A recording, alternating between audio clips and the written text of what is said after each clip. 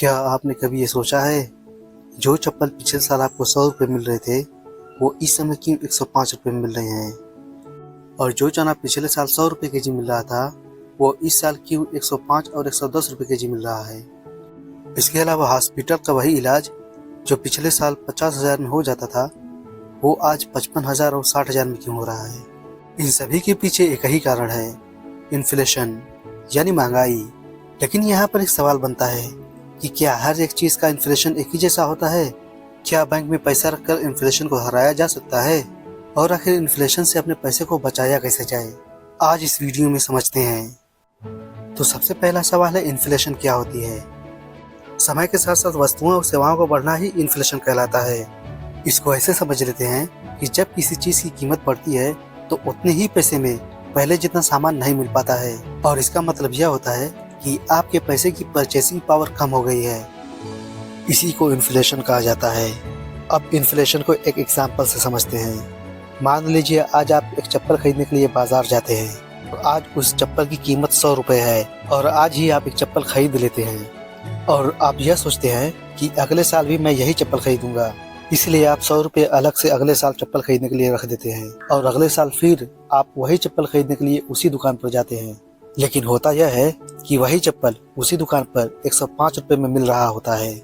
ऐसा इसलिए होता है क्योंकि उस साल चप्पल पर 5% का इन्फ्लेशन होता है, यानी कि महंगाई 5% बढ़ जाती है चप्पल पर।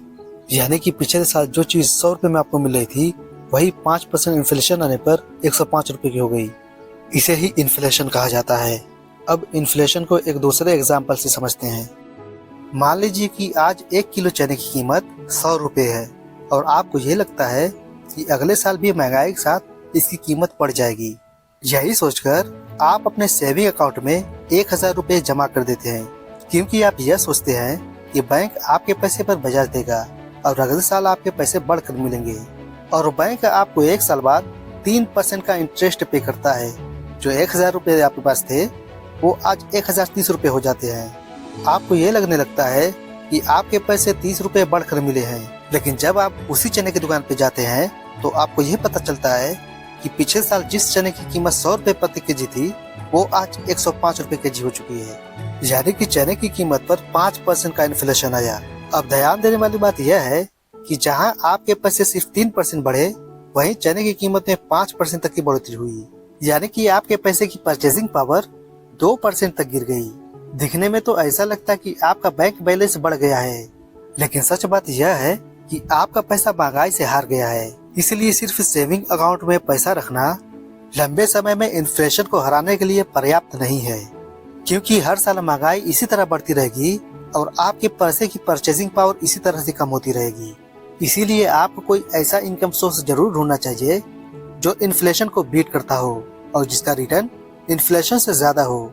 अब सवाल यह आता है कि क्या हर चीज का इन्फ्लेशन एक ही जैसा होता है? यहाँ एक जरूरी बात यह होती है कि हर एक चीज का इन्फ्लेशन एक जैसा नहीं होता।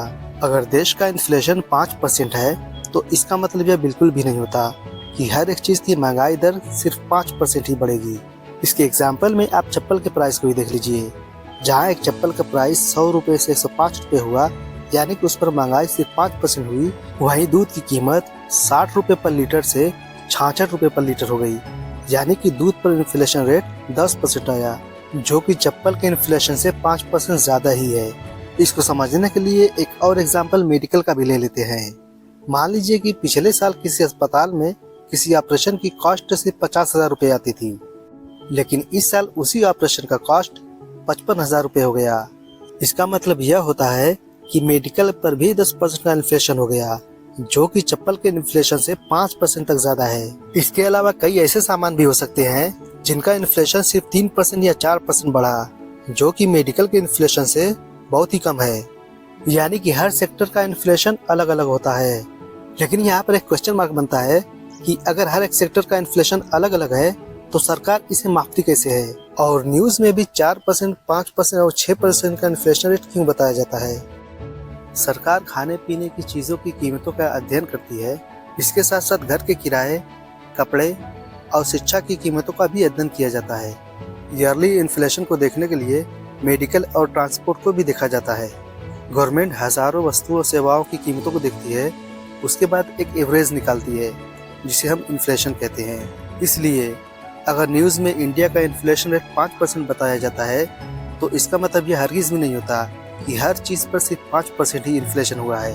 यहाँ पर क्वेश्चन मार्क आता है कि अगर इन्फ्लेशन आपके पैसे की परचेसिंग पावर को कम कर देता है तो इन्फ्लेशन से अपने पैसे को बचाया कैसे जाए।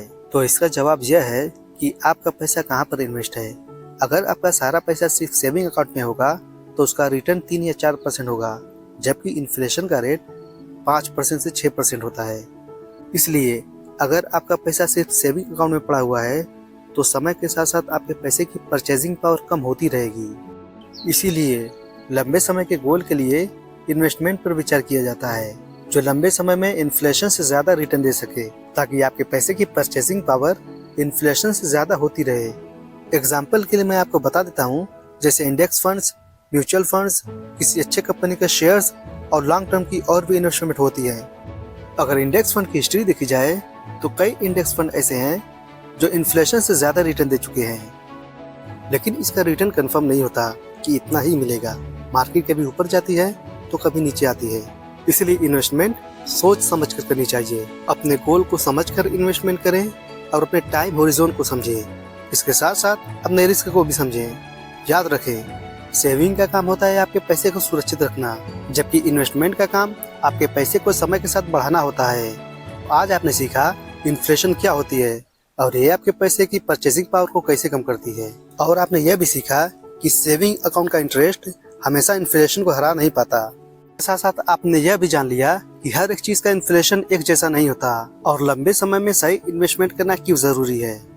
ये जरूर याद रखिए, पैसे का बढ़ना ही काफी नहीं होता, बल्कि जरूरी यह होता है कि आपके पैसे की परचेसिंग पावर समय के साथ बनी रहे। दोस्तों, आप देख रहे थे बेसिक फाइनेंस का एपिसोड नंबर 4, जिसका नाम था इन्फ्लेशन क्या होती है। लेकिन अगली वीडियो में आप यह समझेंगे कंपाउंडिंग का जादू क्या होता है और इसका यूज आपकी वेल्थ पर कैसे होता है। अगर यह वीडियो आपको उपयोगी लगी हो तो वीडियो को लाइक कर दें और चैनल को सब्सक्राइब जरूर करें और बेल आइकन को भी दबा दें, ताकि आने वाली नई फाइनेंशियल वीडियो आपको सबसे पहले मिल सके।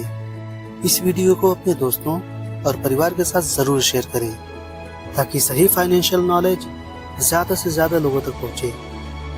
धन्यवाद। फिर मिलेंगे अगली वीडियो में।